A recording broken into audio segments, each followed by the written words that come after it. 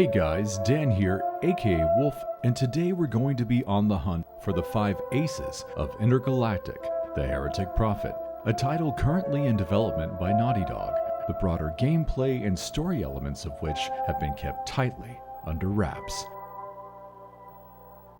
We'll be diving deep into what the trailer might be telling us about the mastermind of the 5 aces, as portrayed by Tony Dalton, and how his character and involvement may be related to or share similarities with Bill of The Last of Us Part 1 and Dutch van der Linde of RDR2. In addition, many of you may be happy to see a few The Last of Us Part 2 cast members playing new roles in Intergalactic. Just who are the 5 aces, and what could their past together tell us about Jordan, her backstory, and her descent onto Symperia?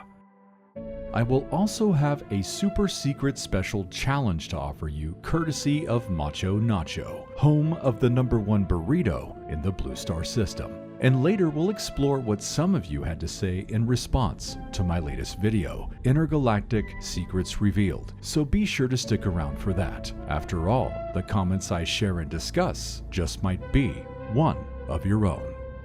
Now charge up your VLT 67 wave sword to 440 Hz, because we're about to dive on in. In our last episode, we took a look at the etymology of Jordan Amon's name and explored the blasphemous suggestion hidden in plain sight that her name might suggest, especially when contrasted with the game's paradoxical title, The Heretic Prophet. We know that Jordan is a dangerous bounty hunter, fearlessly pursuing her quarry to a forbidden planet controlled by religious fanatics who very likely have found a way to cut their planet off from the rest of the galaxy. After all, no one has returned from Symperia in over 600 years. But who is Jordan pursuing, and why would she risk the potential of never returning just to find them? Right away, this tells us that her pursuit isn't about the money. This is something deeply personal to her, potentially echoing the decisions, moral complexity, and tunnel vision obsession that we've come to love in the arc of other Naughty Dog characters.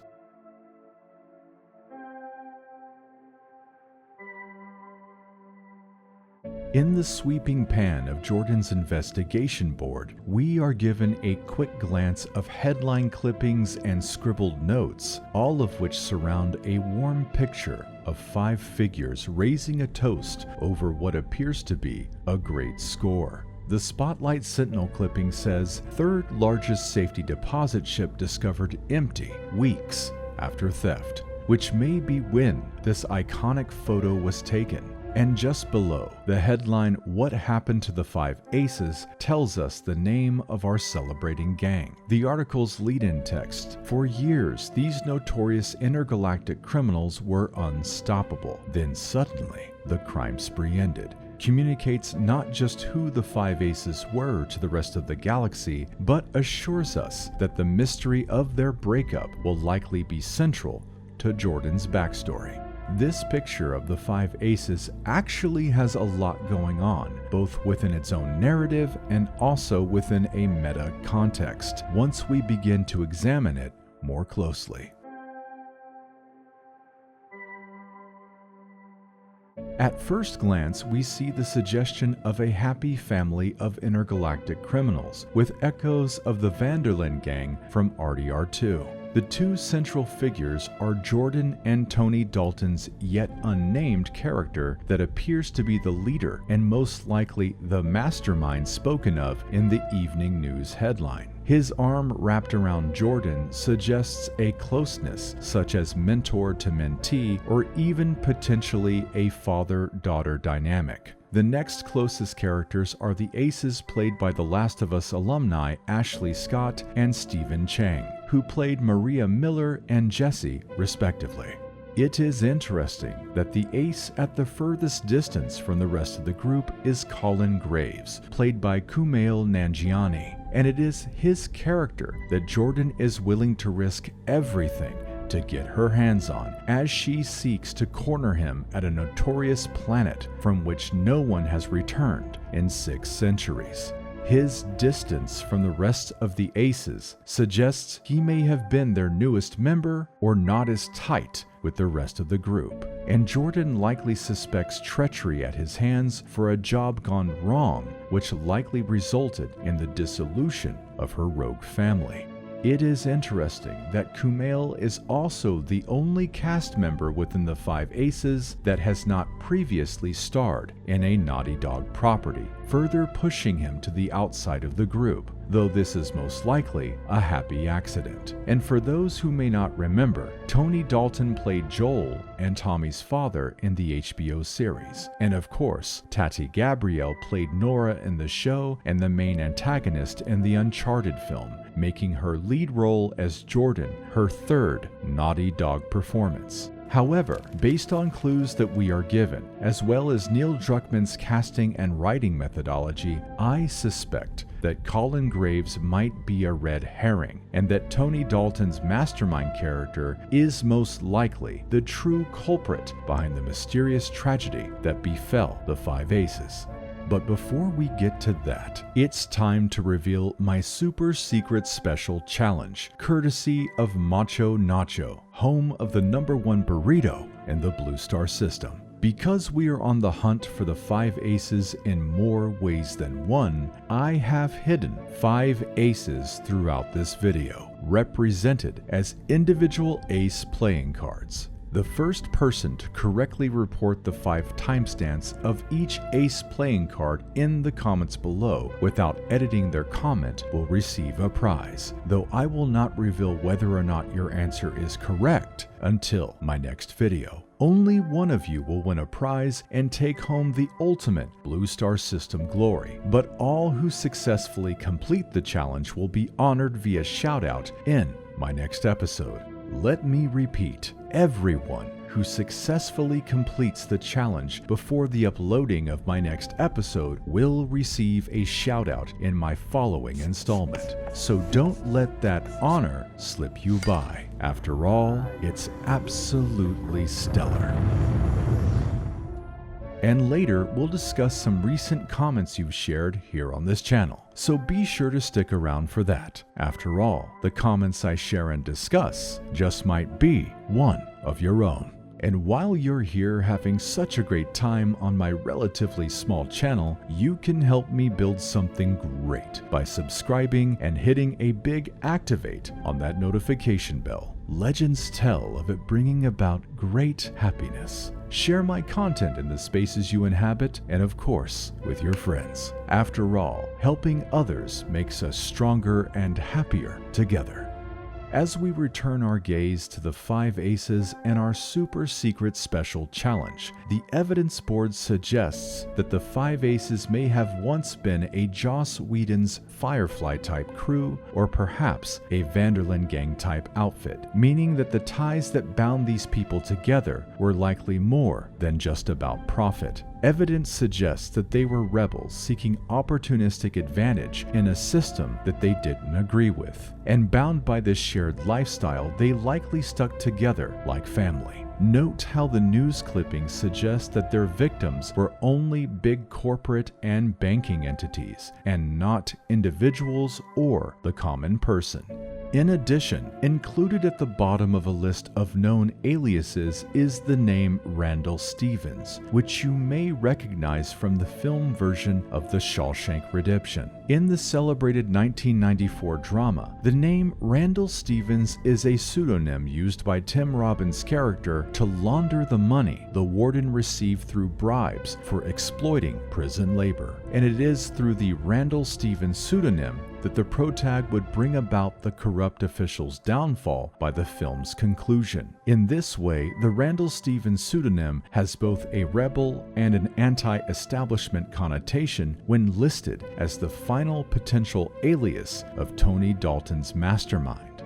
But that same name also contains a darker hidden layer to it that we'll discuss a little later. It is interesting to review that the ace at the furthest distance from the rest of the group is Colin Graves, and this gulf between him and the others may suggest that he was their newest member, potentially not as close to the others, and or perhaps the group's Judas, someone Jordan may believe is responsible for tipping off authorities in order to get his own large payout and amnesty for serving up the rest of the five aces on a silver platter. Whether that's actually true or not, Jordan likely suspects some kind of treachery at his hands that likely resulted in the fall of her tightly knit crime family. At least, that is what the game will want Jordan and the player to believe at first. When we look at the photo of the five aces together, we can see that there is only one character whose profile touches all four profiles of the other aces. Holding them all together is their charismatic leader, perhaps cunning and ruthless, potentially masking a hidden mercurial and Machiavellian nature running deep within. I suspect that Colin Graves might ultimately be a red herring, and that Tony Dalton's Mastermind character could most likely be the true culprit behind whatever mysterious tragedy befell the aces. Based on his center profile at the heart of the five aces photo, and his arm thrown affectionately around Jordan as they raise a toast, we are being signaled that this Mastermind character lies at the heart of it all.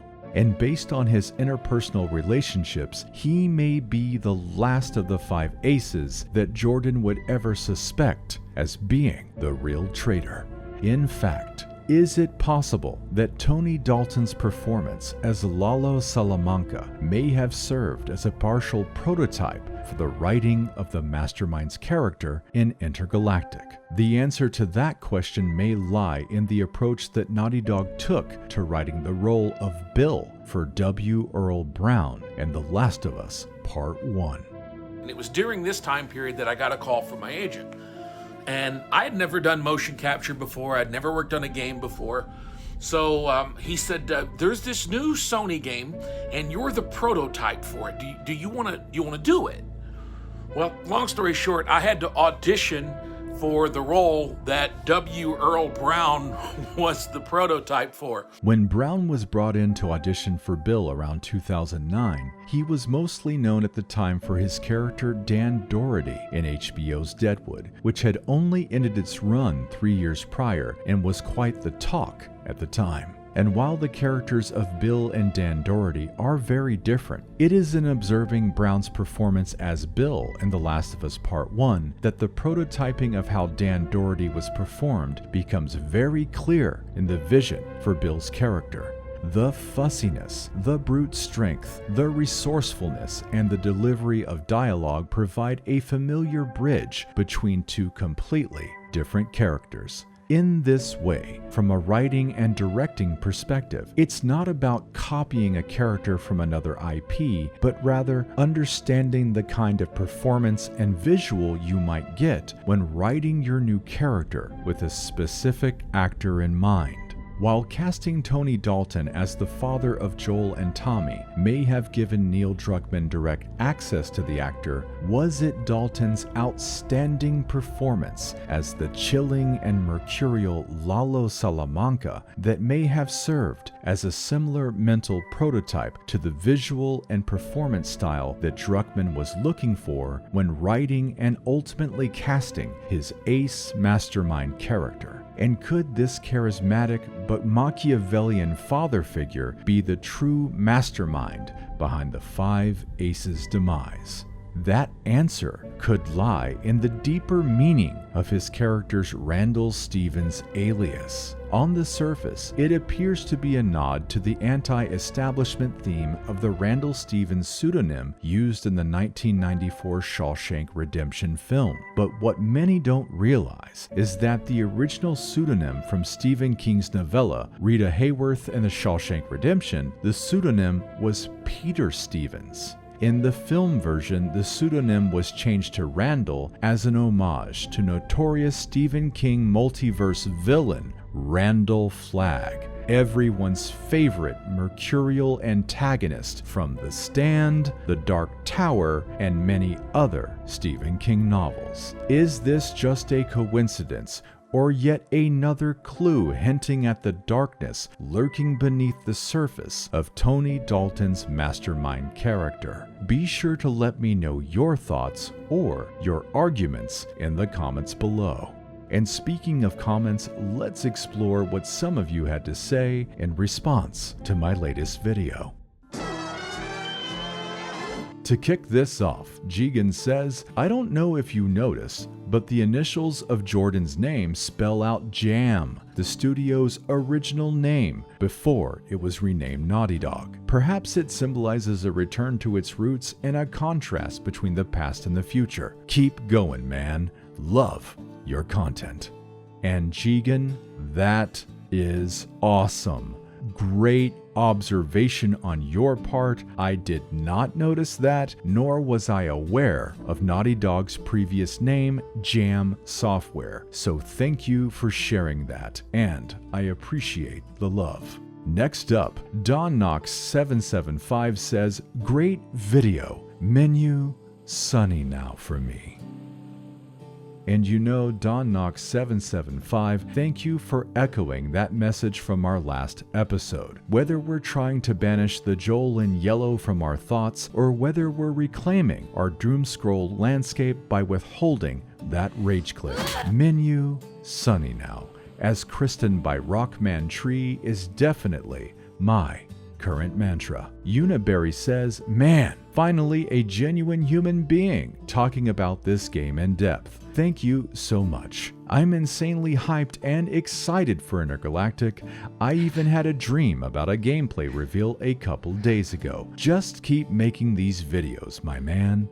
Thanks for the love, Uniberry, and rest assured that you aren't the only one dreaming about a gameplay reveal. In fact, Gifted ZA says, hell yeah, man, what kind of gameplay do you think we can expect for Intergalactic? That's a great question, Gifted ZA. To you, Uniberry, and the rest, I'd say it's interesting that we are coming up not only on the 1-year anniversary of the reveal trailer, but also the December Game Awards, where Naughty Dog just might give us a peek at a little more story and likely a lot more gameplay. When Neil claimed in the press release that their narrative goals were only matched by their gameplay ambitions, promising, quote, the deepest gameplay in Naughty Dog's history, end quote, the imagination certainly runs wild. One thing is for sure, I can't wait to learn more about what they have up their sleeve. Something tells me it will be more than a few hidden aces. Yincy says, faster than light travel? This is scientifically impossible, but do continue. And you're right. What were Gene Roddenberry, George Lucas, and Neil Druckmann thinking by adding something as completely unbelievable and silly as faster than light travel to their sci-fi IPs? Completely unwatchable now. SPDRCK says, your voice is like gravy on my biscuits. Can you please say, yum yum yummy in my itty bitty tummy? Anything for you, SPDRCK. Next up, Bo Kriak says, It's a Sin by Pet Shop Boys was written and produced in 1987, 1 year after the setting of Intergalactic, and is featured in the trailer. Take On Me was 1985. These two 80s hits exist in different universes. Even music connects these two protagonists. And that is a great observation, Bo. The ties that bind Jordan and Ellie across narratives, across universes, is definitely a fun and engaging aspect of those little Maker's Mark touches. And I'll share with you all that our next episode will go deeper into this connection between Jordan and Ellie.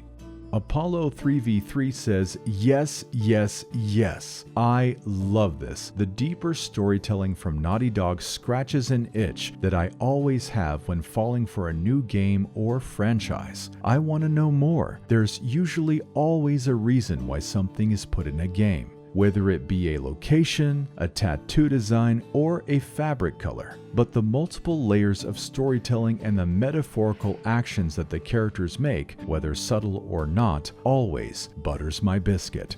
Can't wait for more Intergalactic and more content from you.